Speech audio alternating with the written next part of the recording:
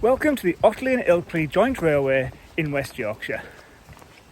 My name's Michael and I'm here walking along the trackbed of this route which closed in 1965 on my way to Otley, where I hope to find some inspiration to help me finish off the scene behind High Street on my N-gauge model railway, Chandwell. So come and join me then in Otley and we'll see what we can find.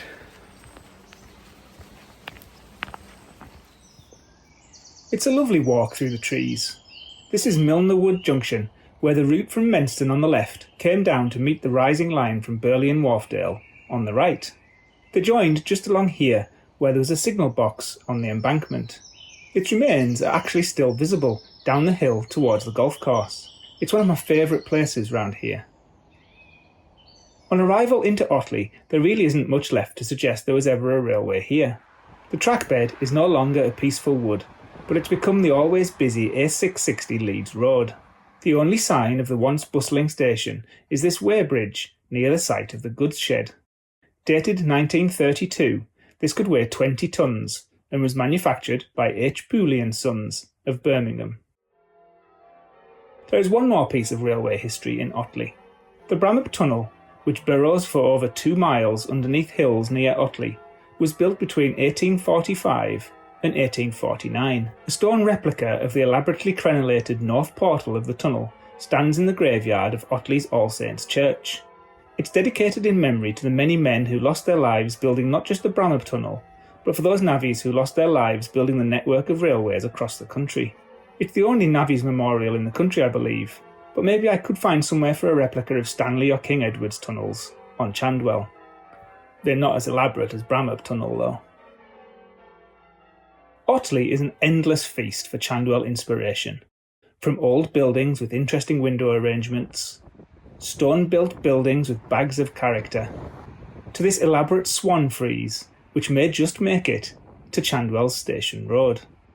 And just look at the recently abandoned Civic Centre. This overgrown doorway is pure Chandwell, as are its enormous windows and crumbling stonework. I think that the Revs building needs some of these iron braces and rotting downspouts.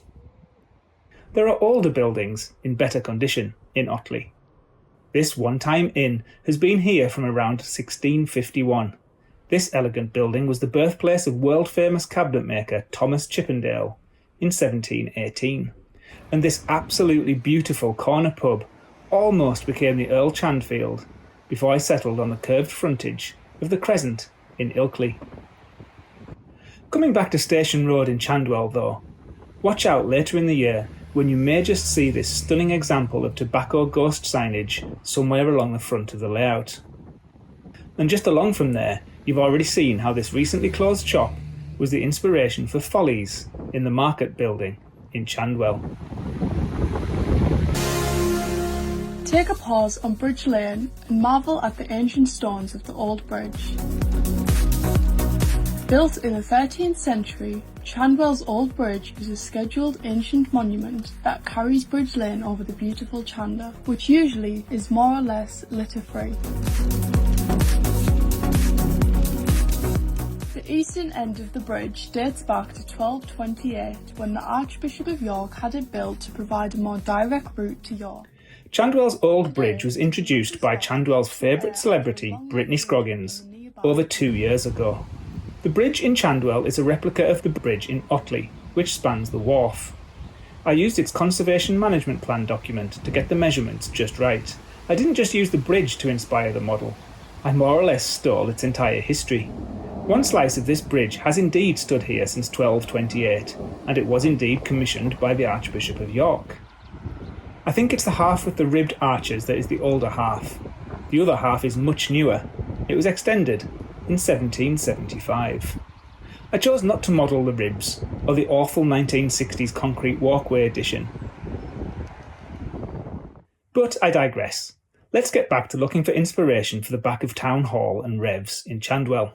I wasn't sure how to transition from the side of the nightclub into the back street, but as I walked along the street in Otley, the answer came to meet me. Here, the tarmac of the pavement curves to a stop against the side of the last building. A line of old cobblestones runs across the end of the road, and then the back street part is tarmac again. This is a pattern that's repeated all across the town, with different textures everywhere. Stone, tarmac, blue cobbles, brown cobbles. Tarmac back streets have weed-infested edges and centre gullies. I think I have enough here to really make something of the ground behind High Street. I really need to decide what to put in this awkwardly shaped piece of ground. I had wanted something water-related like this pump house in Ilkley, but that's too big, and I've not found much else to inspire me. I finally found a perfect building on Google Maps, and it was in Otley. This strange small building with a steep roof and large, out-of-proportion chimney will be perfect in Chandwell. My 10-mile walk today was to be centred around filming it for this video. But, alas, this little street is closed with a huge gate. I had to make do with looking at its chimney, complete with plant life growing out of the brickwork. But, using guesswork and brick counting, I made a mock-up of the building, stuck it to cereal packet, cut it out, folded it up, and taped it together. It looks like it will fit. I maybe need to chop this corner off though. That looks good. Let's mock up the backs of the other two buildings and check. Yes, there's definitely some promise here. Just near the building that I couldn't actually see, I saw this real treat of a wall, complete with bricked up windows, trees, plants, ancient rubble walls with bricks on top, and flaking concrete render. It's as if I preempted seeing this when I made the backs of Iron Bridge Works, and this wall for the other side of the stream. It steps 4mm down from the back of Revs to the front near the town hall. I drew it in Inkscape and added some graffiti. By folding the texture around a piece of card and then slicing off a strip, I could glue the wall on top to make a nice little ledge. I forgot to account for this on the other side of the wall, so I had to extend the texture and reprint it. A bit of glue, a bit of watercolour paint, and a few little clamps, and you'll never know. You can see the ground's subtle descent from here. And then, right at the end of the walk, just where the viaduct and bridge once took the railway across Bradford Road in Burley and Wharfdale, I passed this. It's a water-related building.